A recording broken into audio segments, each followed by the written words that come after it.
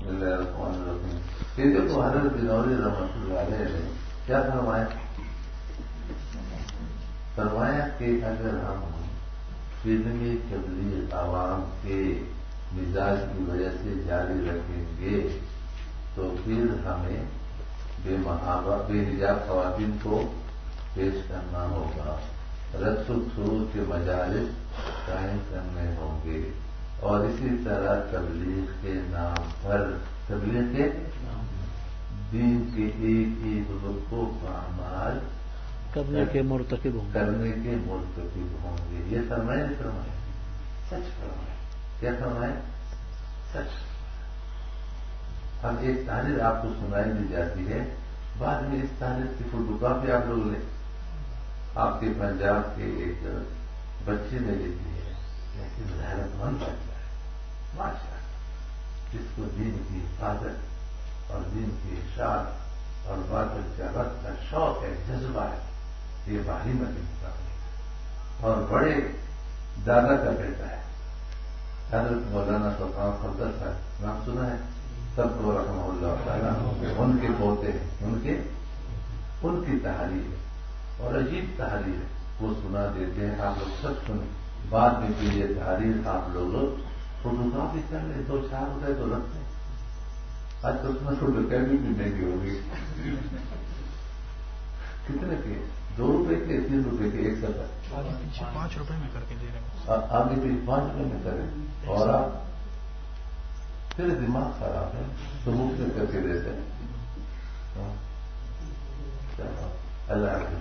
اللہ یہ جو مفت میں کر کے دیتا ہے، اللہ کیا ہو جائے؟ راضی ہو جائے تو ہم کو کروڑوں سے بھی زیادہ، کروڑوں سے بھی زیادہ. چلے سنائیں. اس تحریر سے پہلے یہ استاد جی کا تبصرہ ہے. بسم اللہ الرحمن الرحیم. نحمد و نصلی علی رسول الکریم. اما بعد قال رسول اللہ صلی اللہ علیہ وسلم ان من عباد اللہ من لو اقسم علی اللہ لابرہ. متفق علیہ. مشکات صفحہ 300. نبی کریم صلی اللہ علیہ وسلم نے ارشاد فرمایا، اللہ تعالیٰ کے بعض بندے ایسے ہیں کہ اگر وہ کسی بات پر اللہ تعالیٰ کی قسم کھا بیٹھیں تو اللہ تعالیٰ ان کی قسم پوری فرماتے ہیں. ٹی وی کو تبلیغ دین کے لیے استعمال کرنے سے متعلق محدث العصر علامہ محمد یوسف بنوری رحمہ اللہ تعالیٰ کی ایک پیشین گوئی. اگر کوئی شخص جائز اور باوقار طریقوں سے ہماری دعوت کو قبول کرتا ہے تو ہمارے دیدہ و دل اس کے لیے فرش راہ ہیں، لیکن جو شخص فلم دیکھے بغیر دین کی بات سننے کے لیے تیار نہ ہو، اسے فلم کے ذریعے دعوت دینے سے ہم معذور ہیں.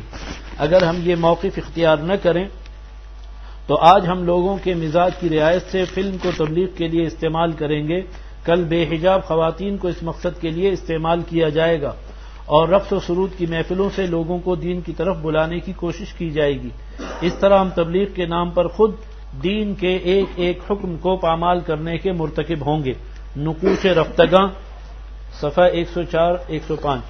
میسج نامی ٹی وی کے جدید عزائم نے حضرت رحمہ اللہ تعالی کی اس پیش گوئی کی کافی حد تک تصدیق کر دی، اور اگر یہی عزائم رہے تو جو کمی بیشی ہے وہ مستقبل میں پوری کر دیں گے.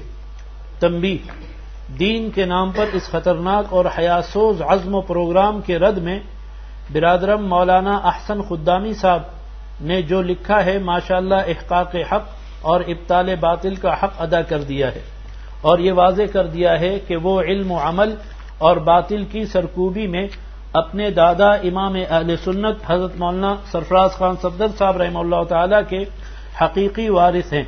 ہم ان کے مضمون کی مکمل تائید کرتے ہیں اور انشاءاللہ العزیز اپنے وسائل کی حد تک اس سیلاب کے روکنے کی کوشش بھی کریں گے. البتہ واقعہ یہ ہے کہ ہماری اس کوشش سے تذکیر و تبلیغ کا فریضہ تو انشاءاللہ العزیز ادا ہو جائے گا، لیکن جب تک یہ لوگ فلمی اور تصویری تبلیغ سے توبہ نہیں کریں گے، اللہ تعالیٰ کے ولی کی پیشین گوئی کے وقوع کو کوئی نہیں روک سکتا. میسج ٹی وی کے جدید عزائم: نمبر 1 عورتوں کو اسکرین پر لانا، نمبر 2 موسیقی کا استعمال. کی تفصیل برادرم مولانا احسن خدامی صاحب کے درج ذیل مضمون میں ملاحظہ ہو. مضمون کا عنوان ہے خواتین اور موسیقی کو ٹی وی کے ذریعے تبلیغ دین کی ضرورت سمجھنے اور میڈیا کا حصہ بنانے پر مدلل اور چشم کشا تحریر. رسالہ پیام صفدر، پستی کا کوئی حد سے گزرنا دیکھے۔ نحمد و نصلی علی رسول الکریم، اما بعد۔ میسج ٹی وی سن 2011 سے اپنی دینی نشریات چلا رہا ہے۔ دینی کو انہوں نے واوین میں لکھا ہے۔ عوامی حلقوں میں اسے علماء دیوبند کا ٹی وی چینل تصور کیا جاتا ہے اور اسی فکر کے علماء کرام کے بیانات اس پر چلائے جاتے رہے ہیں۔ عم محترم مولانا زائد الراشدی صاحب کی سرپرستی اور نیک تمنائیں روز اول ہی سے اس کو مسلسل حاصل ہیں۔ چند روز قبل اس ٹی وی کے ذمہ داران کی طرف سے ایک اپیل نظر سے گزری تھی جس میں کہا گیا تھا کہ یہ ٹی وی چینل خاصی قسم پرسی کے حالات سے گزر رہا ہے اور اگر مخیر احباب کی طرف سے اس کی اعانت نہ کی گئی تو اس کا وجود ختم ہو جائے گا۔ اس اپیل کے کچھ ہی دن بعد گزشتہ روز یہ معلوم ہوا کہ اس ٹی وی نے اب اسکرین پر خواتین کی رونمائی کے ساتھ ساتھ موسیقی کی نشریات بھی شروع کر دی ہیں اور اس کے ذمہ داران بضد ہیں کہ نہ صرف ان کا ٹی وی اب تک اسلامی ٹی وی ہے بلکہ اس پر شروع کی جانے والی یہ حرکات بھی کسی شک و شبہ سے بالا دینی حرکات ہیں۔ اس ٹی وی کے ذمہ دار جناب عبد المتین صاحب جو ماشاءاللہ باریش اور باشرح حلیہ رکھتے ہیں اور کسی زمانے میں دارالعلوم لاہور اور پھر دارالعلوم منظور الاسلامیہ کے مجلات میں ڈیزائننگ وغیرہ کی خدمات انجام دے چکے ہیں، انہوں نے اپنے ٹی وی کے آفیشیل پیج پر 2 قسطوں میں اس ٹی وی پر لائی جانے والی تبدیلیوں پر ایک مضمون لکھا ہے۔ مضمون کی سطر سطر اہل نظر کو عبرت کی دعوت دے رہی ہے۔ ہم محترم جناب عبد المتین صاحب کے اس مضمون کے چند اقتباسات اپنے تبصرے کے ساتھ مجلہ کے قارئین، دینی مدارس کے ارباب عقد و حل اور دینی جماعتوں کے قائدین کی خدمت میں اس لیے پیش کر رہے ہیں کہ اس کو ملاحظہ فرما کر میڈیا کے بارے میں لگ بھگ گزشتہ 15 برس سے قائم کی گئی رائے پر غور کیا جائے اور اس بارے میں مستقبل کی اپنی پالیسی کو ترتیب دیا جا سکے۔ محترم عبد المتین صاحب لکھتے ہیں، میسج ٹی وی کا بنیادی مقصد دینی شعور کو اجاگر کرنا اور فحاشی و عریانی کے سامنے بند باندھنا ہے۔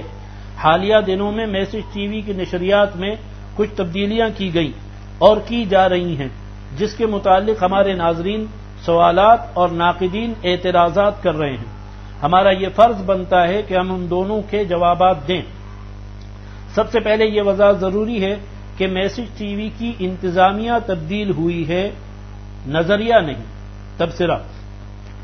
پہلی بات تو یہ ہے کہ ایک ٹی وی چینل کھول کر یہ توقع رکھنا کہ اس چینل کے ذریعے دینی شعور عام کیا جائے گا اور فحاشی اور عریانی کے سیلاب کے آگے بند باندھا جائے گا، ایسے ہی ہے جیسے آپ لوگوں کو اس نیت سے دریا میں پھینکیں کہ وہ دریا میں گر کر ڈوبنے سے محفوظ ہو جائیں گے۔ جس طرح دریا کا کام لوگوں کو ڈبونا ہے، ڈوبنے سے بچانا نہیں، اسی طرح مروجہ میڈیا کا کام فحاشی، عریانی اور بے دینی کو فروغ دینا ہے، ان کے آگے بند باندھنا نہیں۔ اگر آپ ان سطور کے مطالعہ کے دوران یہ سوچ رہے ہیں کہ میڈیا تو صرف ایک آلہ ہے، اسے درست مقاصد کے لیے بھی استعمال کیا جا سکتا ہے اور غلط مقاصد کے لیے بھی، تو آپ کی یہ سوچ لا علمی اور بے خبری پر مبنی ہے۔ موجودہ زمانے کا میڈیا ایک مجرد آلہ یا اوزار نہیں ہے جسے کوئی بھی اپنے مقاصد کے لیے استعمال کر سکے، بلکہ یہ ایک منظم اور مربوط نظام کے تحت چلنے والا بہت بڑا ادارہ ہے جسے بنانے والے نہ اسے اپنی مرضی کے خلاف چلنے دے سکتے ہیں اور نہ اس کی ساخت ہی ایسی ہے کہ یہ ان کی فکر و نظر اور تہذیب کو چھوڑ کر کسی دوسری تہذیب یا دین یا عقیدے کے مطابق چل سکے۔ یہ گندگی کا وہ متعفن نالہ ہے جس میں آپ کئی من خوشبو ڈال کر بھی اس کے تعفن اور غلاظت کو کم نہیں کر سکتے۔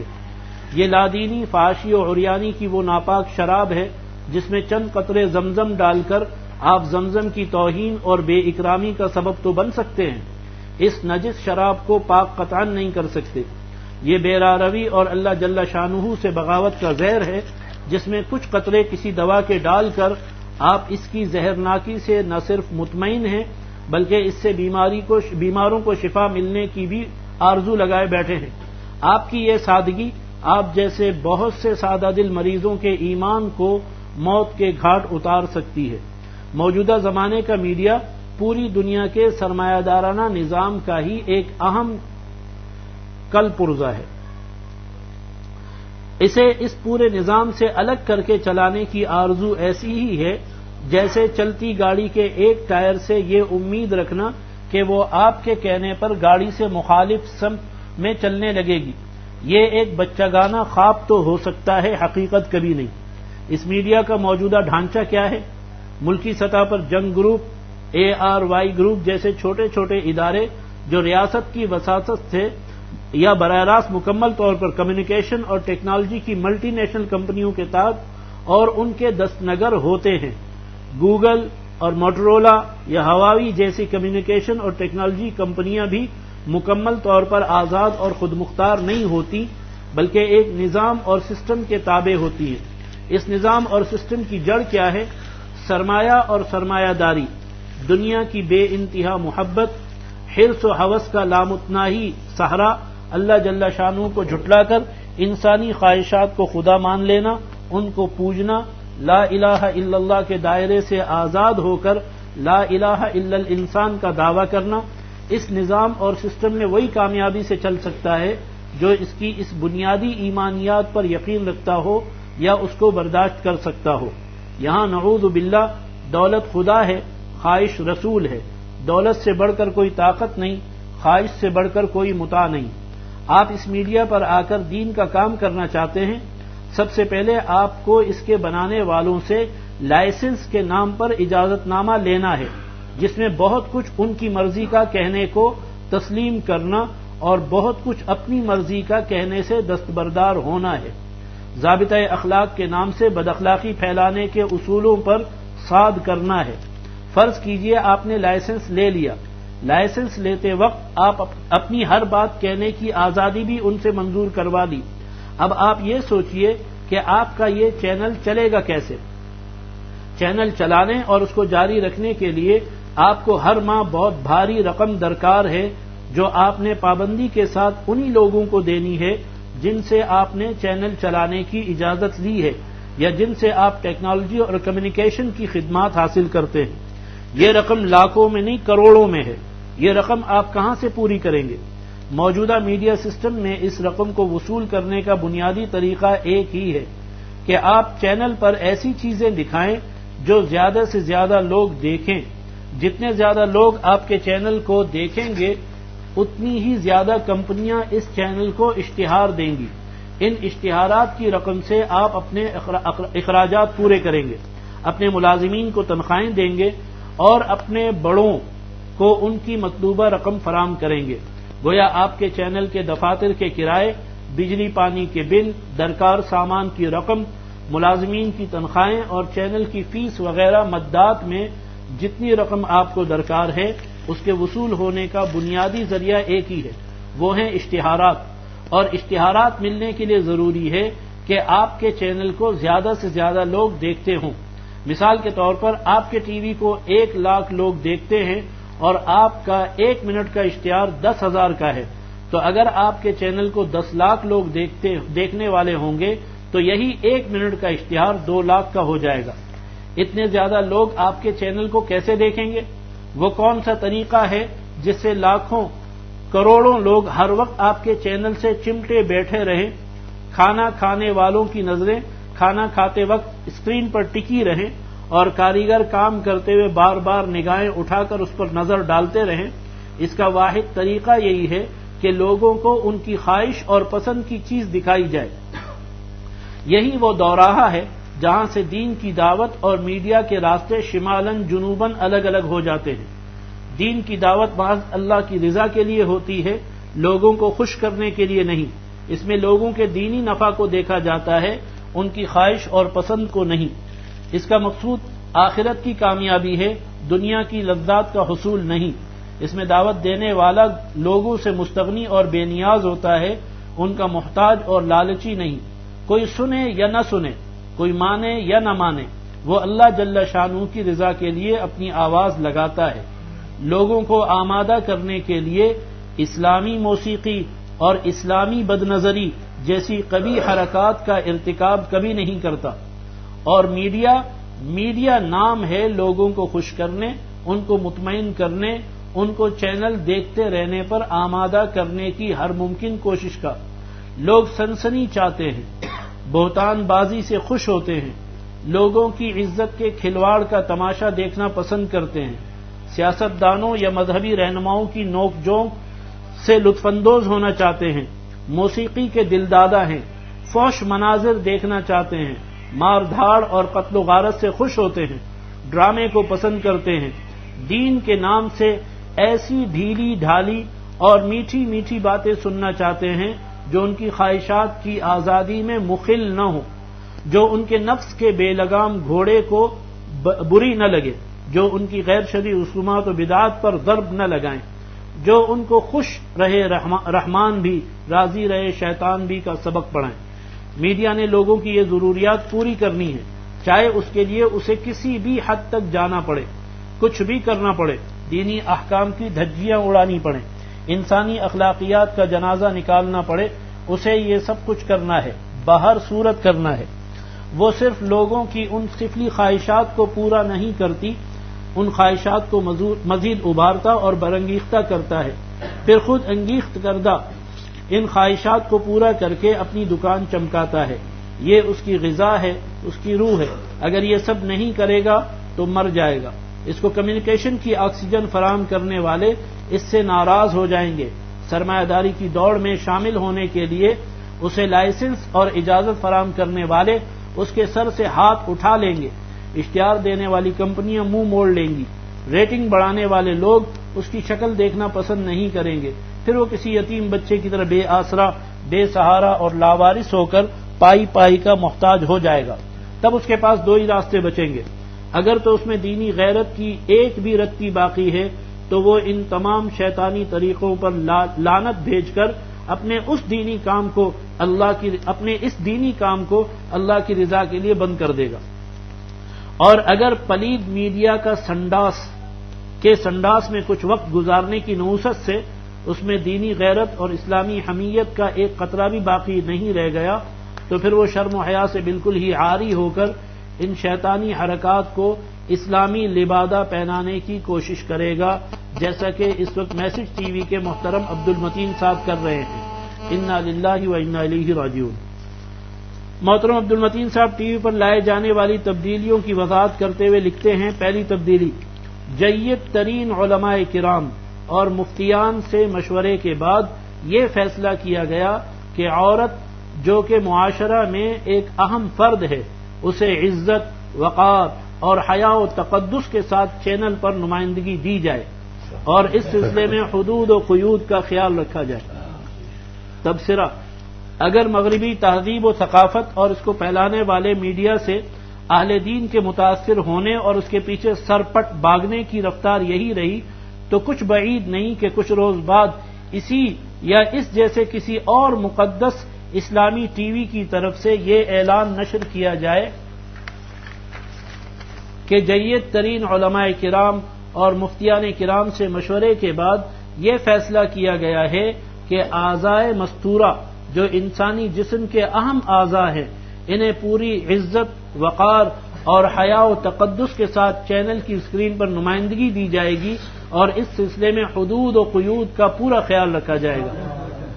ہم اس انداز تفہیم تاکہ احتمال نہ رہے کہ امام مرد ہے یا عورت ہے، سمجھ گئے، ہر امام کو چینل پر دکھایا جائے، اس کے اعضاء مخصوصہ کو چینل پر، تاکہ مقتدیوں کو یقین ہو کہ یہ مرد ہے، احتمال عورت ختم ہو جائے۔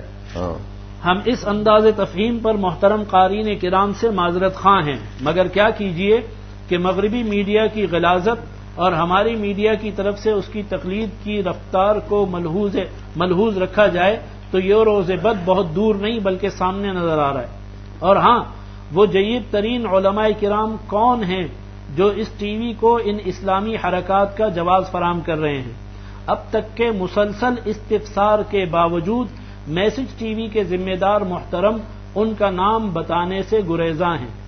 اب دو ہی صورتیں نظر آتی ہیں، یا تو یہ صاحب لوگوں کو دھوکہ دیتے ہوئے از خود ہی جید ترین علماء کے الفاظ استعمال کر کے اپنی سرمایہ داری کو بچانے کے لیے دجل اور فریب سے کام لے رہے ہیں، اللہ کرے ایسا ہی ہو، اور یا پھر خدا نہ خواستہ واقعتاً ایسے کچھ معزز اور جید علماء کرام موجود ہیں جو پس پردہ اس سلسلے کی حوصلہ افزائی کرتے ہوئے اسے سند جواز فراہم کر رہے ہیں۔ اللہ کرے ایسا نہ ہو، لیکن افسوس کہ ایسا ہونا کچھ زیادہ بعید بھی نہیں۔ جس دنیا میں راسخ العقیدہ سنی، شعوری، حنفی اور متصلب دیوبندی رہتے ہوئے غامدی پٹھوں کی پوری پشت پناہی مسلسل کرنا اور اس کے لیے اکابر علماء کرام کو دھوکہ دینا ممکن ہے، اس دنیا میں عزت و وقار اور حیا و تقدس کے ساتھ ساتھ عورتوں کو اسکرین پر لا بٹھانا اور موسیقی کی دھنیں بکھیرنا بھی کچھ غیر ممکن نہیں۔ اللہ جل شانہ ہماری حالت پر رحم فرمائے۔ محترم عبد المتین صاحب مزید لکھتے ہیں، دوسری تبدیلی، ایسی دستاویزی فلم یعنی ڈاکومنٹریز جو تاریخ، ادب، عالمی حالات، سیاحت یا دیگر عنوانات پر مشتمل ہوں اور ان میں بیک گراؤنڈ میوزک کا استعمال کیا گیا ہو، انہیں اپنی نشریات کا حصہ بنانا۔ پس پردہ موسیقی۔ تبصرہ، انصاف کو کون سمجھائے کہ اگر آپ کو اپنی دینی دعوت ہی لوگوں تک پہنچانی تھی تو اسے بغیر تصویر کے صرف آڈیو کے ذریعے بھی لوگوں تک پہنچانا ممکن تھا، مگر آپ نے یہ عذر کیا کہ بغیر تصویر کے صرف آڈیو کو لوگ شوق اور توجہ سے دیکھتے نہیں ہیں، سنتے نہیں ہونے سے۔ کاش آپ اس بات کو سمجھ سکتے کہ جس دن آپ نے لوگوں کو خوش کرنے اور ان کی دلچسپی کو ضرورت اور مجبوری کے دائرے میں شامل کیا تھا، اسی روز آپ کا قبلہ مکے سے ہٹ کر لندن کی طرف ہو گیا تھا۔ اب وہی طبقہ جو دین کی بات سننے کے لیے آڈیو پر قانع نہیں تھا اور ویڈیو کا تقاضا کر رہا تھا، آج وہی طبقہ سوکھی ویڈیو دیکھ کر دین کی بات سننے سے اکتا چکا ہے، اور ان کے باشرہ حلیوں کے اندر مچلتی نفسانی خواہشات انہیں خواتین کی زبانی موسیقی کی دھنوں کے ساتھ ساتھ دین کی بات سننے کا تقاضا کرنے پر مجبور کر رہی ہے۔ آج آپ ان کی اس خواہش کو ضرورت و مجبوری قرار دے کر اسے پورا کرنا چاہ رہے ہیں، کل کو یہی طبقہ اس خواہش پرستی میں مزید ترقی کر کے رقص دکھانے کا مطالبہ کرے گا، پرسوں یہی طبقہ انگریزوں کے راستے پر چلتے ہوئے چوپاؤں سے بدتر ہو کر اس سے زیادہ حیاسوز مناظر دکھانے کی خواہش کرے گا۔ آپ کون سے طریقے سے ان کی خواہشات کو پورا کر کے انہیں دین کی دعوت پہنچانے کی ذمہ داری اٹھائیں گے؟ ذلت، پستی اور بےغیرتی کی کون سی کھائیوں تک اپنے آپ کو گرائیں گے؟ کیا ابھی وقت نہیں آیا کہ ابھی سے آپ اپنے آپ کو سنبھال لیں اور ٹی وی، میڈیا کے شیطانی طریقوں کو راہ نجات سمجھنے کے بجائے مسجد، مدرسہ، دعوت و تبلیغ اور انفرادی دعوت کے نبوی و مبارک اور پاکیزہ باوقار طریقوں کو حرز جان بنا لیں؟ محترم عبد المتین صاحب ان دو تبدیلیوں کی شرعی دلیل مہیا کرتے ہوئے ارشاد فرماتے ہیں، ان دونوں تبدیلیوں کے پیچھے ارادوں کو اللہ رب العزت بہتر جانتا ہے، اور یہ تبدیلیاں کم و بیش 1 سال کی مشاورت کے بعد کی گئی ہیں، اور ان تبدیلیوں پر اہل علم کی رائے کو ملحوظ خاطر رکھا گیا ہے۔ جیسے آج تک ڈیجیٹل تصویر کے معاملے پر دونوں طرف علماء کی رائے ہیں، اسی طرح ان موضوعات پر بھی دونوں طرف رائے پائی جاتی ہیں، جس کی تحقیق آپ خود کر سکتے ہیں۔ تبصرہ، ان خرافات کے ارتکاب کے جواز کے لیے پیش کی گئی دلیل کا خلاصہ یہ ہوا کہ ان کے جواز و عدم جواز میں اختلاف ہے، اور جس کام میں اختلاف ہو اسے کر لینے کی گنجائش ہو جاتی ہے۔ واقعہ یہ ہے کہ یہ وہ سب سے بھاری اور وزنی دلیل ہے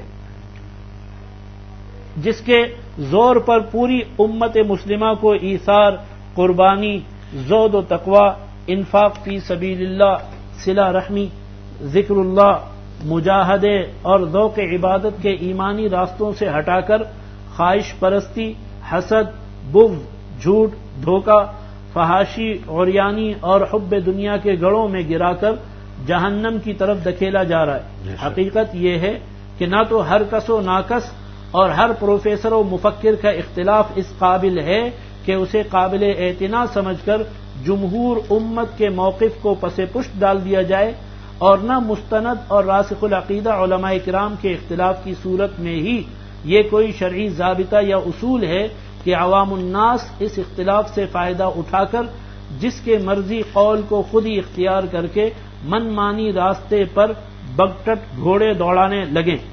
اس امت کے فقہاء کرام اور مجتہدین عظام نے اگر بعض مسائل میں آپس میں اختلاف کیا ہے تو امت کو اس اختلاف میں اپنے لیے رائے عمل تلاش کرنے کا طریقہ بھی بتایا ہے، اس کے اصول بھی بیان فرمائے ہیں۔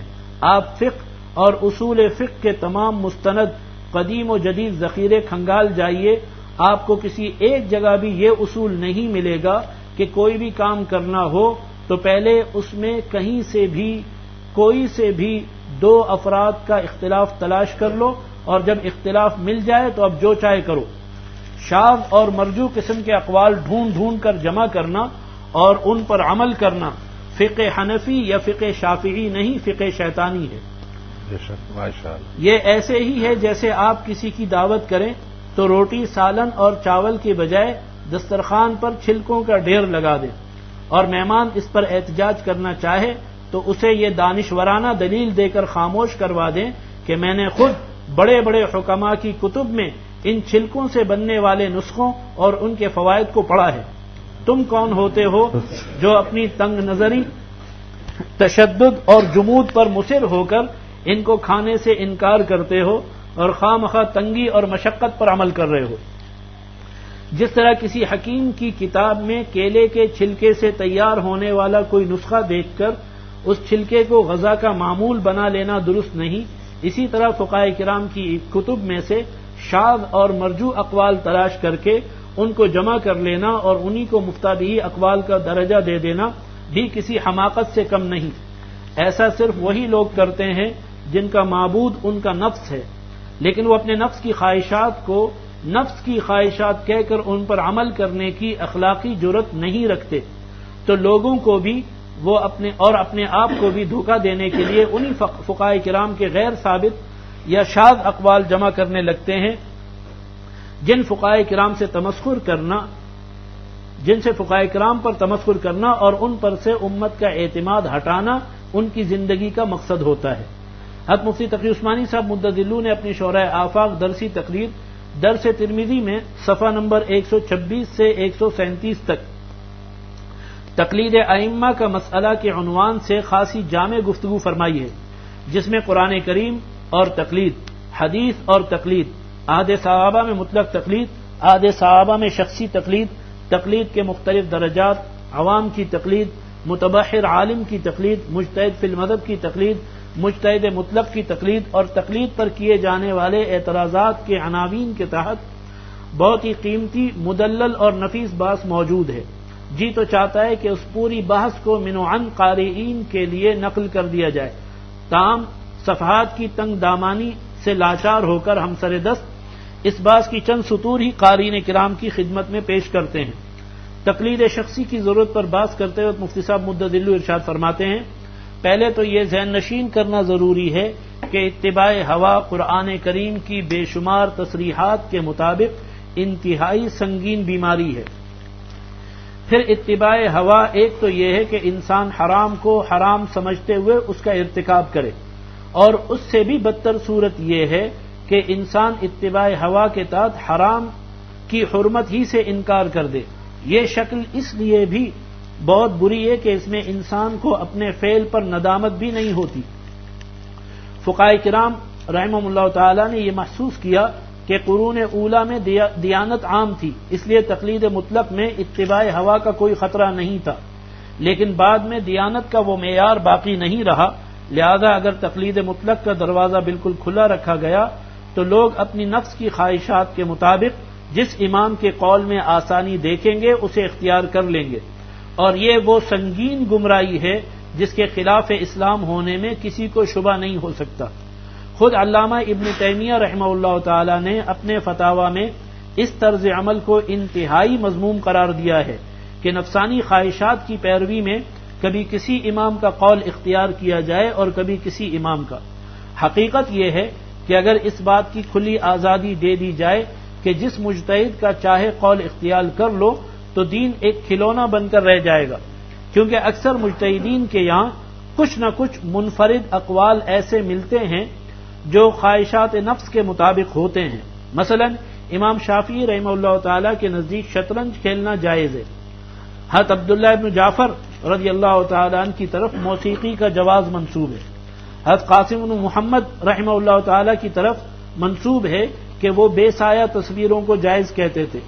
مالکیہ میں امام سحنون رحمہ اللہ تعالی کی طرف اپنی زوجہ کے ساتھ وطف الدبر کا جواز منسوب ہے. امام اعمش رحمہ اللہ تعالی سے منقول ہے کہ ان کے نزدیک روزے کی ابتدا طلوع شمس سے ہوتی ہے. ابن حزم ظاہری رحمہ اللہ کا مسلک ہے کہ جس عورت سے نکاح کا ارادہ ہو اسے برہنہ دیکھنا بھی جائز ہے. نیز انہی کا مسلک ہے کہ اگر کسی عورت کو کسی مرد سے پردہ کرنا مشکل ہو تو اس کے لیے جائز ہے کہ اس بالغ مرد کو اپنی ثدی سے دودھ پلا دے. اسی طرح حرمت ثدی جانتے ہو؟ سینے سے اس طرح اپنے سینے سے بالغ مرد کو کہ آؤ پی لو، ٹھیک ہے، تو یہ اس کا بیٹا بن جائے گا. حالانکہ 2 سال سے زیادہ عمر کا بچہ پیے گا تو وہ بیٹا نہیں بنے گا. اس طرح حرمت رضاعت ثابت ہو جائے گی اور پردہ اٹھ جائے گا. حضرت عطا ابن ابی رباح رحمہ اللہ تعالی کا مسلک یہ ہے کہ اگر عید کا دن جمعے کے روز آ جائے تو اس دن ظہر اور جمعہ دونوں ساقط ہو جاتے ہیں. ظہر بھی نہ پڑھو، جمعہ بھی نہ پڑھو. غرض اس طرح اگر کوئی شخص ایسے اقوال کو تلاش کر کے ان پر عمل شروع کر دے تو ایک ایسا دین تیار ہو جائے گا جس کا بانی سوائے شیطان اور نفس کے کوئی نہیں. اسی لیے بعض اسلاف کا قول ہے کہ من اخذ بنوادر العلماء خرج من الاسلام، یعنی جو شخص علماء کے شاذ اقوال جمع کر کے ان پر عمل کرنا شروع کر دے وہ اس خواہش پرستی کے نتیجے میں آخر کار اسلام سے ہی خارج ہو کر رہتا ہے. درس ترمذی جلد 1 صفحہ 136. آج عام لوگ اسی میں ہیں نہیں، اور اللہ معاف فرمائے ہمارے علماء کہتے جو قول ملے، ایک قول تو ہے جو میں کہہ رہا ہوں بھائی کسی کے تو قول ہے، کوئی نہ کوئی بہانہ چاہیے. اور یہ فرما رہے ہیں کہ اس قسم کے اقوال ڈھونڈ کر کے عمل کرنا یہ خواہش پرستی ہے، اور اس سے نتیجتاً آدمی اسلام سے بھی نکل جاتا ہے. حضرت مفتی صاحب مدظلو کی یہ تحریر ان حضرات کے لیے تو امید ہے کہ شافی ثابت ہوگی جو حقیقتاً دین پر چلنا چاہتے ہیں اور جن کا مقصود اللہ جل شانہ کی رضا کی تلاش ہے، اور جن لوگوں نے اپنی خواہشات پر چلنے ہی کی ٹھان لی ہے ان کے کانوں پر کسی نبی کی بات کا اثر بھی کبھی نہیں ہوا، ایک عالم کا تو ذکر ہی کیا ہے. آخری بات، جب تک ہمارے حضرات کا مجموعی موقف ٹی وی کے عدم جواز کا رہا ہمارا دیندار طبقہ اس لعنت سے محفوظ ہی رہا. جب ڈیجیٹل تصویر کے جواز و عدم جواز کی بات شروع ہوئی تو اس اختلاف سے فائدہ اٹھا کر ہمارا طبقہ میڈیا اور سوشل میڈیا کی طرف آیا، اور جب آیا تو اس کی تمام تر نحوستوں اور غلاظتوں میں ڈوبتا چلا گیا. بات شروع تو صرف ڈیجیٹل تصویر کے جواز سے ہوئی تھی، لیکن رکی اس پر نہیں بلکہ غیر محارم کی تصاویر کیا اور موسیقی کیا، ہر ناجائز اور حرام کام میں ابتلاء عام ہوتا چلا جا رہا ہے. یہ سلسلہ کسی طور رکنے میں نہیں آ رہا. اس وقت جو علماء کرام ڈیجیٹل تصویر کے جواز کے قائل ہیں ان کی سب سے بڑی ذمہ داری ہے کہ وہ اس جواز کے نتیجے میں پیش آنے والے محرمات میں ابتلاء کی کھلے اور واضح الفاظ میں سختی سے روک تھام کریں. مشتبہات کا جو دروازہ ان نے کھولا ہے اس دروازے سے آگے کوئی مضبوط بند باندھیں جس سے امت اس دروازے سے آگے محرمات کی حدود میں داخل نہ ہو، اور اگر وہ اس دروازے سے گزرنے والوں کو محرمات کی حدود تک جانے سے نہیں روک سکتے تو امت کی خیر اسی میں ہے کہ گمراہی، فحاشی، عریانی اور دنیا پرستی کے اس باب کبیر کو ہی بند کر دیں. وما علینا الا البلاغ. اللہ اس بچے کو استقامت عطا فرمائے، حق ادا کر دیا اور صاف صاف بولا، اور ماشاءاللہ ٹی وی کی پوری حقیقت تمہارے سامنے آئی نہیں آئی، ان کے مقاصد کیا ہیں، کس طرح اس کو ریاضنامہ ملتا ہے، کن شرائط کے تحت ملتا ہے اس کے چلانے کے لیے، ان کی دعوت سے بھی مقصد کیا ہے کہ لوگوں کو خوش کرو، اگر خوش نہیں کر سکتے، اور جبکہ اصل دعوت کا مقصد کیا ہے کہ اللہ تعالیٰ کو خوش کرنا ہے. چلو یہ جو آج بڑے بڑے اور بڑے بڑے لاکان اپنی قریب کے بعض ملحد و گمراہ مفکرین نے. اب دیکھو ملحد و گمراہ ہم نے کیا ہے زیادہ مفتی اعظم مفتی شہد فرما رہے حضرت فرما رہے دیکھو سینما دیکھنے کو یہ کہہ کر جائز قرار دیا تھا کہ سینما ہال میں اسکرین پر ظاہر ہونے والی صورت تصویر نہیں عکس ہے. اس سے نوجوان نسل کو عریاں و فحش فلمیں دیکھنے کی جو ترغیب و تشجیع ہوئی وہ کسی سے پوشیدہ نہیں. وہ ایک ناجائز اور حرام فعل کو جائز سمجھ کر بے محابہ کرنے لگے. اب یہی حال بعض علماء کی اس نئی تحقیق کا ہے کہ ویڈیو تصویر کو چونکہ قرار و بقا نہیں اس لیے یہ تصویر نہیں. اس سے وہ افراد جو ٹی وی وغیرہ کو ناجائز سمجھ کر اس سے گریزاں و ترساں تھے ان کو اس گنجائش سے کھلی چھٹی مل گئی اور وہ جائز و منکرات سے پاک مناظر کو دیکھنے کے بہانے رفتہ رفتہ ہر غلط پروگرام، رقص و سرور اور عریانی و فحاشی کے مناظر دیکھنے میں مبتلا ہو رہے ہیں. اس کا محض امکان نہیں بلکہ وقوع ہے. سمجھ گئے؟ امکان نہیں بلکہ وقوع ہے. واقع ہوئے ہیں، ہم نے دیکھا ہے. حضرت یہ فرما رہے کہ واقع ہوئے ہیں کہ بعض بظاہر دیندار لوگوں نے مسلمانوں کی مظلومیت اور جہاد کے مناظر دیکھنے دکھانے کے بہانے ٹی وی اور وی سی آر خریدا اور پھر ہر فوش ڈرامہ اور فلم دیکھنے کے عادی ہو گئے. اس طرح نوجوان نسل دنیا و آخرت کی تباہی کا شکار ہو رہی ہے اور بعض مخلص دینی جماعتوں اور جہادی تنظیموں سے منسلک نوجوان اپنے اندر دین و جہاد کا جذبہ پیدا کرنے کی بجائے بے راہ روی اور غلط روش کا شکار ہو رہے ہیں جس سے دین و جہاد کو سخت نقصان پہنچ رہا ہے. اللہم انا نعوذ بک من شرور الفتن ما ظہر منها وما بطن انت العاصم ولا ملجا ولا منجا منك الا الیک. اللہ سبحانہ وتعالی عالم. اصل الفتاوی جلد 9 صفحہ 88. نمبر 4 مفتی اعظم پاکستان مفتی محمد شفیع صاحب رحمہ اللہ تعالی آیت وَلَوْ عَلِمَ اللَّهُ فِيهِمْ خَيْرًا لَأَسْمَعَهُمْ وَلَوْ أَسْمَعُهُمْ لَتَوَلَّوْا وَهُمْ مُعْرِضُونَ کی تفسیر میں تعریر فرماتے ہیں. چوتھی آیت میں ارشاد ہے وَلَوْ عَلِمَ اللَّهُ فِيهِمْ خَيْرًا لَأَسْمَعَهُمْ وَلَوْ أَسْمَعُهُمْ لَتَوَلَّوْا وَهُمْ مُعْرِضُونَ. یعنی اللہ تعالیٰ ان میں کوئی بھلائی دیکھتے تو ان کو اعتقاد کے ساتھ سننے کی توفیق بخش دیتے. ادھر دیکھیں یہاں پر بھلائی سے مراد طلب حق ہے. کیا ہے؟ طلب حق. کہ اگر ان میں طلب حق ہوتی پھر اگر ان کو سنایا جاتا تو یہ عمل کرتے، لیکن طلب حق نہیں. اب اگر ان کو سنایا بھی جائے تو یہ منہ پھیر کر کے بھاگیں گے. سمجھ گئے؟ آگے اس کو ثابت کیا جاتا ہے کہ جن گھروں میں ہم ٹی وی لگوا رہے ہیں اور واز خطیب سے سنا رہے ہیں، کہتا وہ مجمع جو مجلس میں نہیں آتا، جو دینی کتابوں کا مطالعہ یعنی جس میں از خود طلب، تو جس میں طلب نہیں ہے حضرت فرما رہے ہیں، قرآن فرما رہے ہیں کہ اس کو سنانے سے کوئی فائدے کے لیے طلب ضروری ہے. اس لیے کہتے پہلے طلب پیدا کرو. بے طلبوں میں کیا پیدا کرو؟ طلب پیدا کرو. طلب پیدا کرنے کے بعد پھر اس کو ہدایت ہوگی. جب تک ان میں طلب پیدا نہ ہوگی تو ان کو ہدایت نہیں ہوگی. یعنی اگر اللہ تعالیٰ ان میں کوئی بھلائی دیکھتے تو ان کو اعتقاد کے ساتھ سننے کی توفیق بخش دیتے، اور اگر ان کو بحالت موجودہ کہ ان میں طلب حق نہیں ہے حق بات سنا دے. طلب حق کا ترجمہ کیا نہیں کیا؟ بھلائی سے مراد کیا ہے؟ طلب حق. طلب حق خود حضرت نے اس کا ترجمہ کیا. ہاں ان میں طلب حق نہیں ہے حق بات سنا دیں تو وہ ضرور روگردانی کریں گے بے رخی کرتے ہوئے. بھلائی سے مراد اس جگہ طلب حق ہے کہ طلب ہی کے ذریعے تدبر اور فہم کے دروازے کھلتے ہیں اور اسی سے اعتقاد و عمل کی توفیق ہوتی ہے. اور جس میں طلب حق نہیں گویا اس میں کوئی بھلائی نہیں. معنی یہ ہے کہ اگر ان میں کوئی بھلائی موجود ہوتی تو ظاہر ہے کہ وہ اللہ تعالیٰ کے علم میں ہوتی. جب اللہ تعالیٰ کے علم میں ان کے اندر کوئی بھلائی نہیں تو معلوم ہوا کہ در حقیقت وہ ہر بھلائی سے محروم ہیں، اور اس محرومی کی حالت میں اگر ان کو غور و تدبر اور اعتقاد حق کی دعوت دی جائے تو وہ ہرگز قبول نہ کریں گے بلکہ اس سے منہ پھیر کر بھاگیں گے. یعنی ان کی یہ روگردانی اس بنا پر نہ ہوگی کہ دین میں ان کو اعتراض کی بات نظر آ گئی اس لیے نہیں مانا، بلکہ حقیقت یہ ہے کہ ان نے حق بات پر دھیان ہی نہیں دیا. معرف القرآن جلد 4 صفحہ 208۔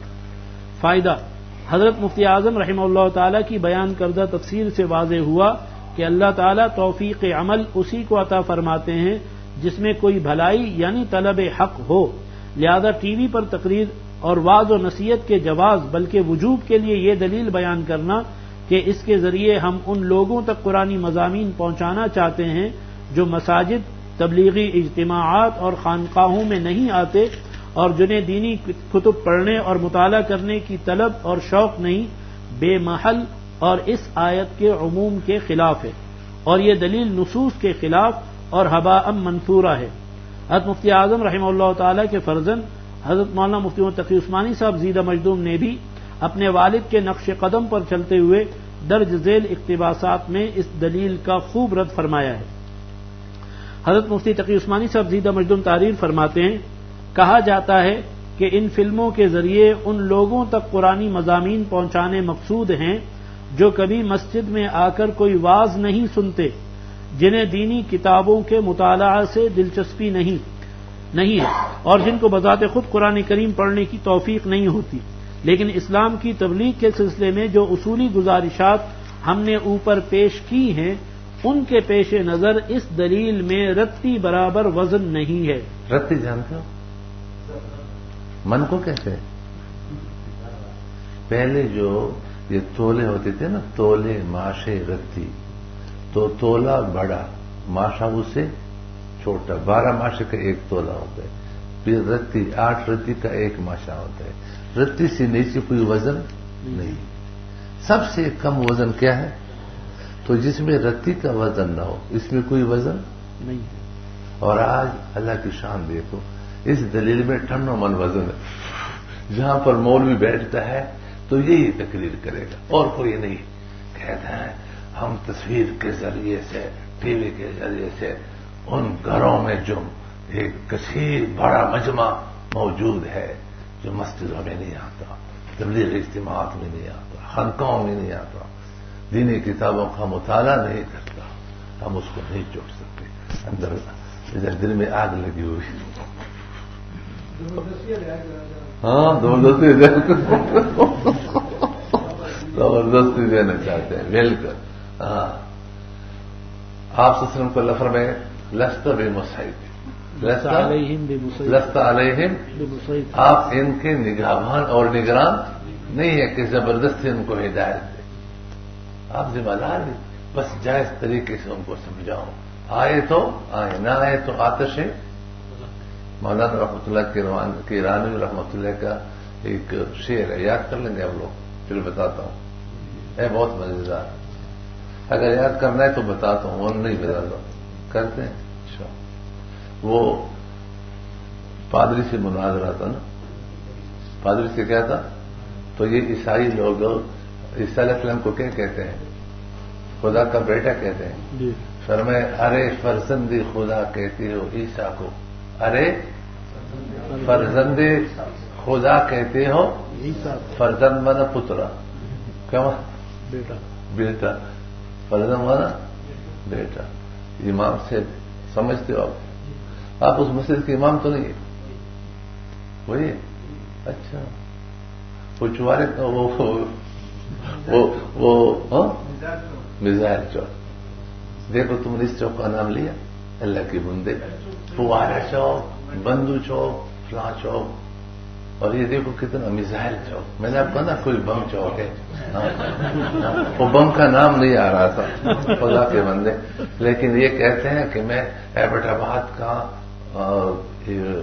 علاقے کا ماہر ہوں، جاننے والا ہوں، اور میزائل چوک اس کو معلوم ہی نہیں ہے، اب معلوم ہو گیا۔ ہاں بس وہی کرنا، میں نے کہتے ہیں بم چوک کوئی ایسا چوک ہے، یہ کہتے ہیں فوارہ چوک، بندی چوک، سرمت چوک اور فلاں چوک، اس چوک کا نام نہیں لے رہا۔ ہاں بالکل صحیح، رکھنا چاہیے، جس پر میلاد گھوم رہا ہو تو وہاں پر تو ارے فرزند خدا کہتے ہو عیسیٰ کو، ارے فرزند، وہ عیسیٰ علیہ السلام کو کیا کہتے ہیں؟ تو دادا کون ہے اس کا بتاؤ جس کا جی چاہے، تو دادا کون ہے؟ اس کا بتاؤ جس کا جی چاہے. جس کا جی چاہے. تو دادا کون ہے؟ دادا کون ہے؟ اس کا بتاؤ جس کا جی چاہے. اچھا وہ دو شعر ہے، دو شعر، ایک شعر نہیں، دو شعر ہے. ایک شعر تو یہ ہو گیا، ارے فرزند خدا کہتے ہو تو دادا کون ہے؟ اس کا بتاؤ جس کا جی چاہے. دوسرا شعر، در فیض محمد صلی اللہ علیہ وسلم، در فیض محمد واہ ہے آئے جس کا جی چاہے. شعر کا دروازہ کھلا ہے یا نہیں؟ در فیض محمد واہ ہے آئے جس کا جی چاہے. فمن شاء فلیؤمن ومن شاء فلیکفر. جو چاہے مومن بنے، جو چاہے. لیکن ان اعتدنا للکافرین پڑھا ہے. کیا حافظ جمع ہو گئے، رمضان مبارک قریب آ رہا ہے. اچھا ماشاء اللہ. ظالمین سے مراد یہاں پر ہے کافرین ہے. کیا مراد ہے؟ کافرین. در فیض محمد واہ ہے آئے جس کا جی چاہے، نہ آئے. دوسرا مصرع، نہ آئے آتش دوزخ میں جائے جس کا جی چاہے. دو شعر ہو گئے نہیں ہو گئے؟ پہلا شعر کیا ہے؟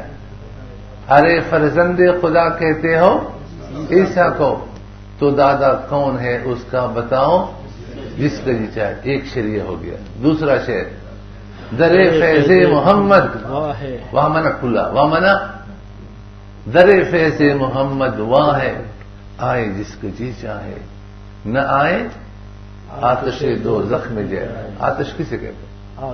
آگ کو. نہ آئے آتش دوزخ میں جائے جس کا جی چاہے. واہ. اس لیے دوستو ہم کسی کے نگران اور ٹھیکیدار نہیں ہیں، ہم کسی کے نگران اور ٹھیکیدار نہیں. ہمیں جائز طریقے پہ تبلیغ کرنے کا اللہ نے حکم دیا ہے. ہدایت دینے کا بھی حکم ہم کو نہیں ہے کہ کسی کو ضرور ہدایت پر لائے. حضرت حکیم علومہ کی کتاب ہے، اگر موقع ملے تو اس کو پڑھیے. التبلیغ کے نام سے، تبلیغ کے نام سے کتاب چاہے. طالب علم کے زمانے میں نے وہ کتاب پڑھا تھا، دل خوش ہوا. فرمایا مبلغ کو نتیجے پہ نظر نہیں رکھنا چاہیے، ورنہ جو اس کی ذمہ داری ہے وہ بھی رہ جائے گی. نتیجہ ہدایت ہے. نتیجہ کیا ہے؟ اور نتیجہ اللہ تعالیٰ نے اپنے ہاتھ میں رکھے ہیں، مبلغ کے ہاتھ میں نہیں رکھے. اس لیے مبلغ اپنا کام کرے. کیا کام کرے؟ حصول شریعہ کے مطابق تبلیغ کرے. باقی ہدایت کس کے اختیار میں؟ اور اس پر یہ آیت پیش کی ہے، ادعو الی سبیل ربک بالحکمت والموعظۃ الحسنہ وجادلہم باللتی ہی احسن ان ربک هو اعلم بمن ضل عن سبیلہ وہو اعلم بالمہتدین. باقی کون گمراہ رہے گا، کون ہدایت پر آئے گا، یہ اللہ تعالیٰ کے علم میں ہے. اللہ ہی جانتے ہیں. تمہارا یہ کام بس تم اچھے طریقے سے ان اصول سے جس آیت میں بیان ہوئے ہیں اس کے مطابق تبلیغ کرو. یہ تمہارا کام ہے. چلے. جو لوگ قرآنی مضامین کو فلم اور ڈرامے کے سوا کسی اور ذریعے سے سننے کے لیے تیار نہیں ہیں، اسلام اور قرآن ان کو اپنے مضامین سنانے سے بے نیاز ہے. اور جن لوگوں کے حلق سے دین کی کوئی بات اس وقت تک نہ اترے جب تک ایک رنگین فلم کی شکل میں پیش نہ کی جائے، ایسے لوگوں کو قرآن سے کبھی کوئی ہدایت نصیب بھی نہیں ہو سکتی. دیکھو قرآن کریم نے اپنی پہلی ہی آیت میں فرما دیا ہے کہ ذالک الکتاب لا ریب فیہ ھدی للمتقین. لا ریب فیہ کیوں اللہ کر لیا؟ لا ریب دونوں طرح سے. اچھا. اس کتاب میں کوئی شک ہمارے حضرت نے ایک مرتبہ سورہ مزمل میں جہاں وقف اور یہ تو ایک طالب علم نے جو عام طور پر پڑھا جائے اس کے خلاف پڑھا، اور میں یہ کیوں پڑھا؟ تو حضرت دیکھنا چاہتے تھے کہ اس کو معلوم ہے اپنے علم کی وجہ سے ایسا پڑھا یا ویسے الول جلول بن کر کے پڑھا ہے. تو پھر وہ ایسا تھا تو فرمایا اس کو ملا کر کے پڑھو. یہ آدمی وہ علیحدہ پڑھے جس کو معلوم ہو کہ اس طرح وقف کریں گے تو بھی جائے. اس کتاب میں کوئی شک نہیں اور یہ ان لوگوں کے لیے ہدایت ہے جو اللہ سے ڈرتے ہیں. دیکھو اس میں اللہ کا ڈر ہی نہیں ہے، نہ مطالعہ، نہ کچھ نہ کچھ نہ کچھ. یہ دیکھو اس دلیل کو اس آیت کے خلاف کہا گیا نہیں کہا گیا. جی. لہذا جن لوگوں میں حق کی کوئی طلب یا تلاش نہ ہو اور جو کھیل تماشے کے بغیر دین کی کوئی بات سننے کے لیے تیار نہ ہو، آپ ان کے سامنے ایسی 1000 فلموں کے ذریعے تمام قرآنی مضامین بیان کر دیجئے، انہیں اس سے وہ ہدایت رتی برابر بھی حاصل نہ ہوگی جو قرآن کریم کا اصل مقصد اور اس کو حقیقتاً مطلوب ہے. سمجھ گئے؟ یا الذین آمنوا ادخلوا فی السلم، یہ اصل ہدایت ہے. قل ان صلاتی ونسکی ومحیای ومماتی للہ رب العالمین. جس کا جینا بھی اللہ کے لیے ہو، مرنا بھی کس کے لیے ہو؟ ہاں، جس کا جینا پیسے کے لیے ہے، مرنا پیسے کے لیے ہے. یہ ہدایت ہے کہ تم نماز شروع کر دی، شراب چھوڑ دی.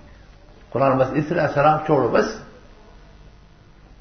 کوئی ایک بتائے جو ٹی وی کے ذریعے سے ولی اللہ بنا ہو، جو ادخلوا فی السلم، جو ادخلوا فی السلم پر عمل کرنے والا ہو.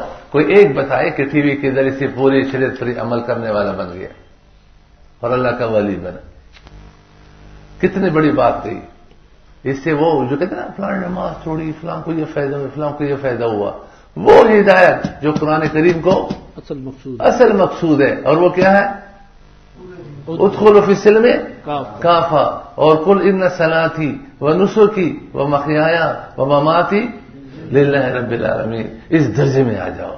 نہیں ہوں کسی کا تو کیوں ہوں کسی کا، میں ایک کا ہوں. ان اللہ اشتری من المؤمنین، میں بک چکا ہوں، اب دوسرا مجھے کیسے خرید سکتا ہے؟ میں کسی اور کا مال ہوں. ہم کس کے مال ہیں؟ اللہ کے ہیں.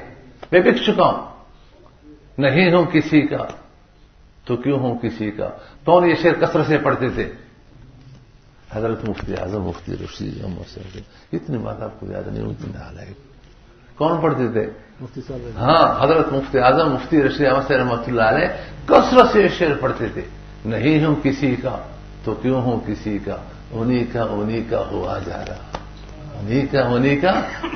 یہ ہدایت قرآن کریم کو مقصود ہے کہ اس پر آ جاؤ، کہ ساری دنیا کو لات مارو. جو اللہ کے حکم سے ٹکرائے اس کو لات مارو، اللہ کے حکم کو سینے سے لگا دو. اللہ ہم سب کو ایسا بنا. آمین. ٹی وی سے ہدایت کبھی کسی کو نصیب نہیں ہوگی. کتنی بڑی بات لکھی. اس لیے آج کہتے ہیں فلاں نے شراب چھوڑ دی. ہم کو یہ کہا ایک شرابی نے سنا میرا بیان تو اس نے شراب چھوڑ دی. ایک گدا گاڑی والے نے کیا چھوڑا تھا؟ نماز شروع کر دی. اور خواتین نے دوپٹہ اوڑا تھا سر پر.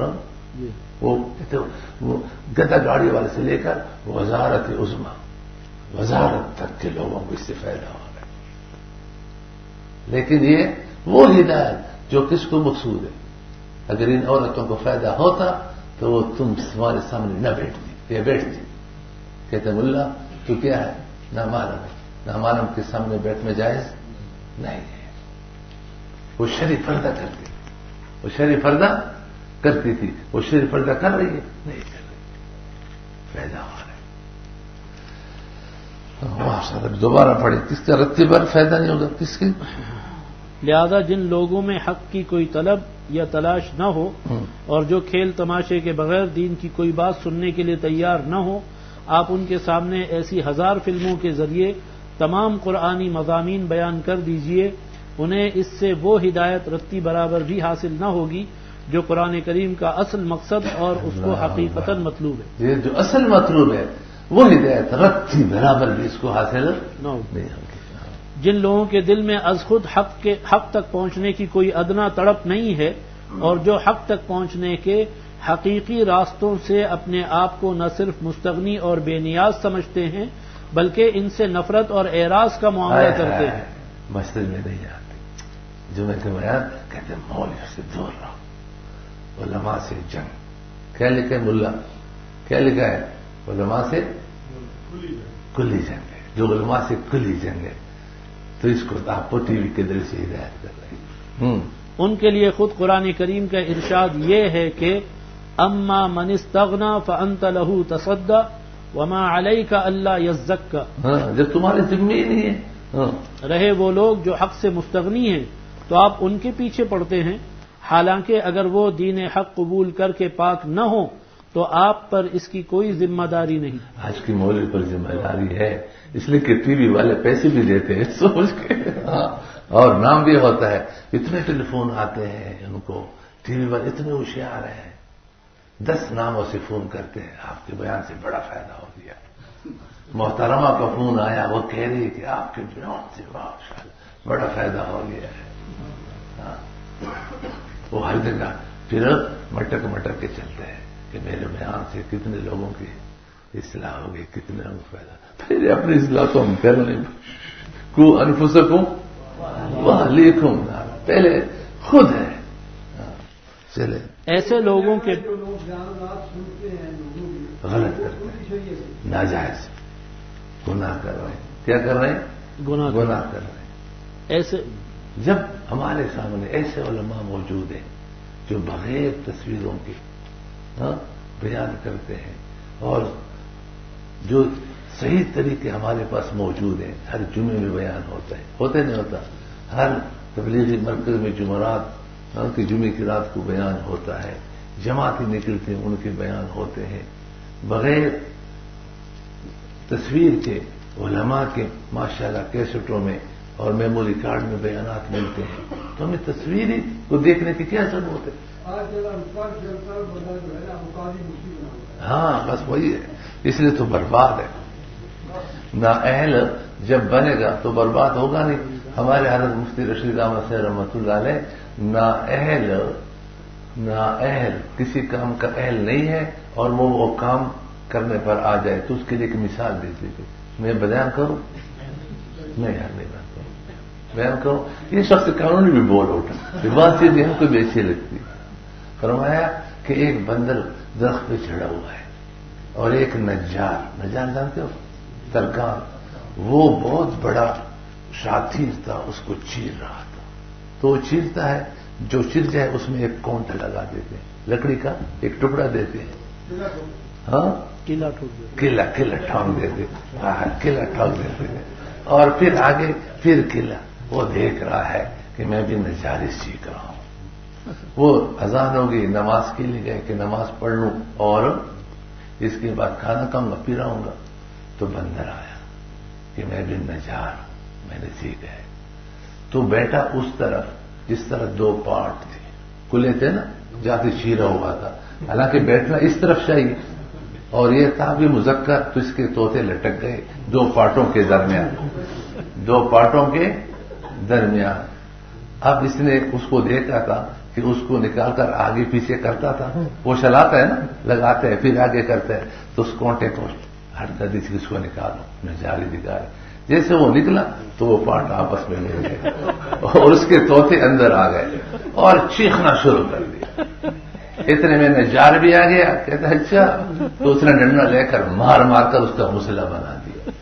فرمایا یہ ہے نااہل کا کام کرنا، جو اہل نہیں ہے۔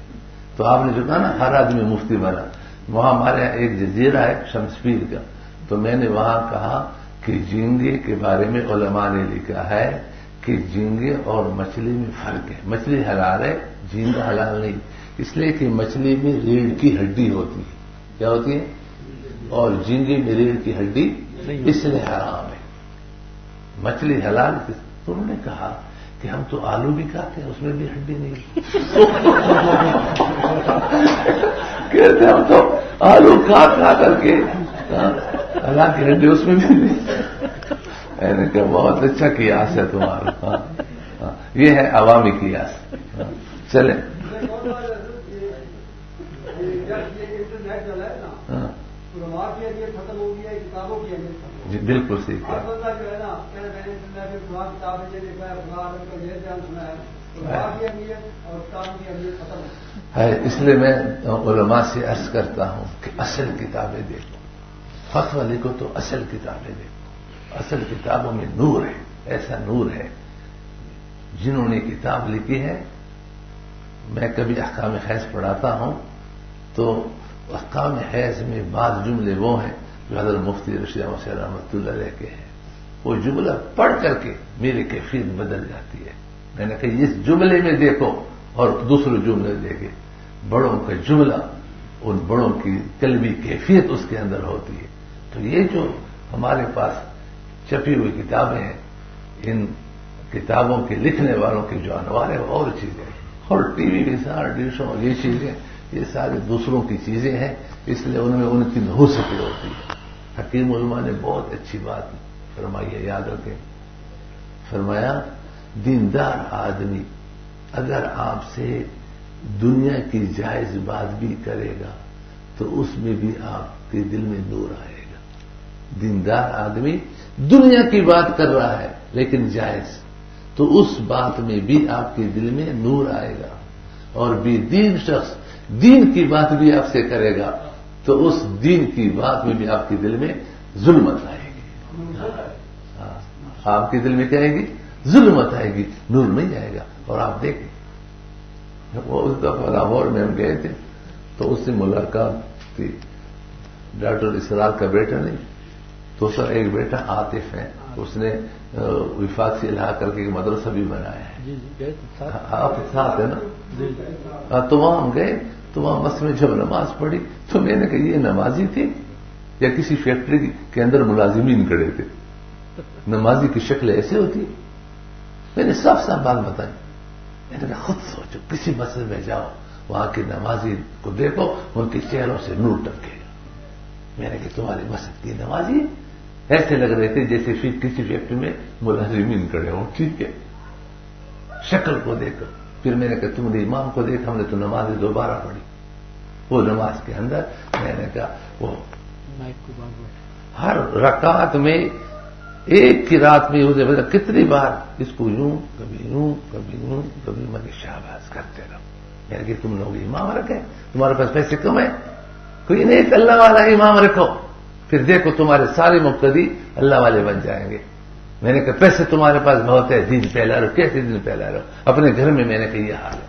اللہ سے تعلق نہ ہو پوری دنیا تم کو پہچانے اللہ تعالیٰ نہ پہچانے کچھ بھی نہیں ہو. جس نے اللہ کو راضی کر لیا پوری دنیا میں کوئی اس کو نہ پہچانے. مولانا قاسم نانوترم نے کیا فرمایا؟ فرماتے تھے کہ اگر قاسم کے پاس 2 حرف کا علم نہ ہوتا اپنے آپ کو ایسا مٹھا دیتا دنیا کو پتہ نہیں ہوتا کہ قاسم پیدا ہوئے یا پیدا نہیں ہوا. قاسم نام رکھنا آسان ہے ان کی عادت اختیار کرنا یہ ہے کمال. بعض لوگ اپنا نام قاسم رکھ لیتے سمجھے نام رکھنے سے کچھ نہیں ہوتا ان کے کردار کو اپنانے سے ہوتا ہے. جس نے ان کے کردار کو اپنا لیا وہی قاسم نام ہوتی ہے. چلیں ایسے لوگوں کے بارے میں یہ خیال کرنا کہ دین کو ان کی خواہشات کے سانچے میں ڈھال کر پیش کرنے سے ان کی اصلاح ہو جائے گی انتہا درجے کی خام خیالی کے سوا کچھ نہیں. واہ کہتے ہیں قورمہ ہے. قورمے کے سوا کچھ نہیں. قورمہ ہے یا کچا قورمہ ہے؟ کچے خیالات کچا گوشت ہے. کیا ہے؟ کچے خیالات. لیکن آج اسی دلیل میں بہت بڑا وزن ہے بہت بڑا. مولوی وقار بھی جہاں جاتا ہے کہتے ہیں ٹی وی وہ مجمع ہم کیسے چھوڑیں آپ کا دل میں بڑا غم ہے راتوں کو روتا رہتا ہے. سمجھ گئے رات کو سوتا نہیں ہے پوری رات روتا رہتا ہے یا اللہ اس مجمع کو کیا کیا جائے. یہ ایک ٹی وی ہے. چلو مضمون قصص القرآن کی فلم بندی کتاب اصلاح معاشرہ صفحہ 150 سے 153. تنبیہ ایک زمانہ تھا جب اس دلیل میں رتی برابر وزن نہیں تھا اور یہ دلیل قرآن کریم کی مندرجہ بالا سری آیات کے خلاف تھی. لیکن انقلاب زمانہ دیکھیے کہ آج وہ آیتیں گویا منسوخ ہو گئی اور یہ دلیل عین قرآن کے مطابق ہو کر اس میں ٹن و من وزن آ گیا کہ اسی دلیل کو آج بڑے شد و مد سے پیش کیا جاتا ہے. حضرت عبداللہ ابن مسعود سے آپ بتائیے اس دلیل کے علاوہ کوئی اور دلیل کے پاس ہے؟ یہی دلیل ہے ان کی. حالانکہ آپ لوگ جانتے ہیں کہ ایک مصلحت ہے اور ایک علت ہے دونوں میں فرق ہے نہیں. مصلحت یہ حکم کی علت نہیں ہے. مصلحت پر حکم نہیں لگایا جاتا. حکم کس پر لگایا جاتا ہے؟ علت پر لگایا جاتا ہے. کچھ نہ کچھ مصلحت تو ہر گناہ میں ہے. قرآن نے بھی کہا ہے یسألونک عن الخمر والمیسر قل فیہما اثم کبیر ومنافع للناس. وہ منافع اللہ فرما رہے اس میں منافع ہیں. منافع تو اس میں بھی ہے لیکن نقصان کیا ہے؟ زیادہ ہے. چلیں، ایک ساتھی نے بتایا کہ جب سے مولانا، ایک مولانا ہے ٹھیک ہے، وہ ٹی وی پہ آیا ہے تو ہم نے ٹی وی کے تقاریر کو دیکھنا اور سننا شروع کیا ہے، تو ذاکر نائک تو بہت بڑا محقق ہے اور ذاکر نائک نے بڑا کام کیا ہے. تو ساتھی نے کہا بھائی وہ تو گمراہ ہے. کہتے شاباش، تمہارا مولوی بیان کرے تو وہ گمراہ نہیں ہے اور ذاکر نائک گمراہ ہے. اب دیکھو ذاکر نائک کے ساتھ لگ گئے. اب وہ 10 باتیں صحیح کرے گا لیکن 11ویں نمبر پر اس کو ٹیکا زہر کا لگائے گا، ایسا ٹیکا لگائے گا کہ اس کو سیدھے راستے گمراہ کرے گا نہیں کرے گا. اس ذاکر نائک پر کس نے ڈالا؟ جس مضمون اس نے لکھا تھا کہ ایک زمانہ تھا ہمارے دیندار لوگ ٹی وی سے دور تھے، آج ٹی وی کی لعنت میں کس نے ڈالا؟ نہیں اپنوں نے ڈالا، ذاکر نائک نے کہا ڈالا. ہاں فتویٰ دینے والے ہمارے علماء نے ڈالا. پہلے ہمارے علماء کہتے تھے اور عوام کہتے تھے کہ ہم ٹی وی مولوی کو مولوی نہیں کہتے سمجھتے. ٹی وی کی مولوی کی بات نہ کرو بس. اب بیچاروں کے منہ پر تالا لگ گیا، کہتے فلاں جو آ رہا ہے، فلاں جو آ رہا ہے، فلاں جا رہا ہے. اب خاموش چلے. حضرت عبداللہ ابن مسعود رضی اللہ تعالی عنہ نے سچ فرمایا ہے کہ تم اس زمانے میں ہو کہ خواہشات علم کے تابع ہیں. ان قریب تم پر ایسا زمانہ آنے والا ہے جس میں علم خواہشات کے تابع ہوگا. بھائی یہ باتیں پڑھ چکے ہیں جی. آخری بات پڑھ لو. حضرت مفتی رشید احمد سے رحمۃ اللہ علیہ نے، حضرت مفتی رشید صاحب رحمہ اللہ تعالی نے احادیث علم یعنی علم کم ہو جائے گا، علم بڑھ جائے گا، علم اٹھ جائے گا میں تطبیق دیتے ہوئے فرمایا ہے. دیکھو حضرت نے فرمایا کہ یہ جو حدیث میں آتا ہے علم بڑھ جائے گا، علم کم ہو جائے گا، علم اٹھ جائے گا، بغیر تعارض ہے یا نہیں؟ تو فرمایا تدبیر کے علم بڑھ جائے گا، ذرائع علم بڑھ جائیں گے. ایک میموری کے اندر ہزاروں کتابیں ہوں گی، ہے یا نہیں؟ اب انہوں نے بتایا کہ نیٹ پر کتابیں ہیں. آپ مدارس میں جائیں، ہم تو گئے ہیں دیکھا ہے بڑے بڑے کتب خانے ہیں، کتابیں دیمک کتابیں کا رہی دیمک لگی ہوئی ہے. ہاں کوئی نہیں کھولنے والا نہیں. ہائے ہائے القربان جو اللہ درجات فرمایا مولانا ہوں شیخ الحدیث نذیر احمد صاحب رحمۃ اللہ کا ہم سے فرمایا کرتے تھے کہ کتابیں کتب خانوں میں بہت ہیں، ہر مدرسے میں کتب خانے بھرے ہوئے ہیں. فرمایا کتابیں مت خریدو، فرمایا ذہن بناؤ، کچھ بادام کھاؤ، کچھ دودھ کھاؤ. تمہارا ذہن ہو تو پھر مطالعے کے لیے کتابیں ہیں. عربی بعض لوگ جو ہے نا کہ میں نے شامیہ خرید لیا، میں نے فلاں کتاب بڑی بڑی خریدتے ہیں اور پھر گھر میں رکھ کر کے پھر بیچارہ وہ مٹی سے صاف کرنے کا وقت بھی نہیں ملتا. مطالعے کا وقت کہاں ہے؟ مٹی سے صاف کرنے کا وقت بھی اس کو نہیں ملتا. سال ہاں سال گزر جاتے ہیں. میں نے کہا الحمدللہ ہمارے ہاں جو کتب خانہ ہے اوپر کا کوئی ایسی کتاب نہیں ہے جو ہمارے استعمال میں نہ ہو. ہر کتاب تفسیر کی ہے الحمدللہ ہمارے استعمال میں ہے. بلکہ بعض ایسی کتابیں بھی ہیں جو ہمارے پاس نہیں ہیں. کبھی ساتھی جاتے ہیں دوسرے مکتوبوں میں دے کر کے آتے ہیں، لیکن جو کتابیں ہیں الحمدللہ ہمارے احباب استعمال کرتے ہیں. اس لیے کہ ڈر لگتا ہے کہ گناہ ہو کہ کتب خانے بھرے ہوئے ہوں اور دیکھنے والا کوئی. بعض کو بڑا شوق ہے. ایک جگہ میں گیا تھا، کہتے ہیں 27 لاکھ روپے کے یہ ڈیکوریشن کتب خانے کے، 5 لاکھ ڈیکوریشن کے، 27 لاکھ کی کتاب. 5 لاکھ صرف ڈیکوریشن کے، 6 لاکھ ہوتے ہیں. 6 لاکھ، ہاں 6 لاکھ ڈیکوریشن پہ ہم نے خرچ کیے ہیں. میں نے کہا ہمارے پاس تو 6 لاکھ کی کتاب ہی نہیں ہے، لیکن الحمدللہ کام ہے، الحمدللہ کام ہے. میں نے کہا کتابوں کو کسی نے ہاتھ لگائے؟ وہاں تخصص والے کچھ طبلہ تھے جو کہ مختلف مدارس تخصص کے تھے. میں نے ان کو بٹھایا خدا کے بندو یہ کتابیں تم کو دعوت دے رہی ہے کہ ہم کو ہاتھ لگاؤ، یہ ڈیکوریشن کو کیا کرو گے؟ لوگوں کو آ کر کے دکھاتے ہیں ہمارا کتب خانہ دیکھو. 120 صرف تفسیریں تھیں، 120 تفسیریں، لیکن ہاتھ لگانے والا کوئی نہیں. ہائے ہائے. تو فرمایا کہ ذرائع علم بڑھ جائیں گے اور علم کم ہو جائے گا. کم ہونے کا مطلب یہ ہے کہ علم سمجھنے والے کم ہو جائیں گے، سطحی ذہن کے ہوں گے، بات سمجھیں گے نہیں.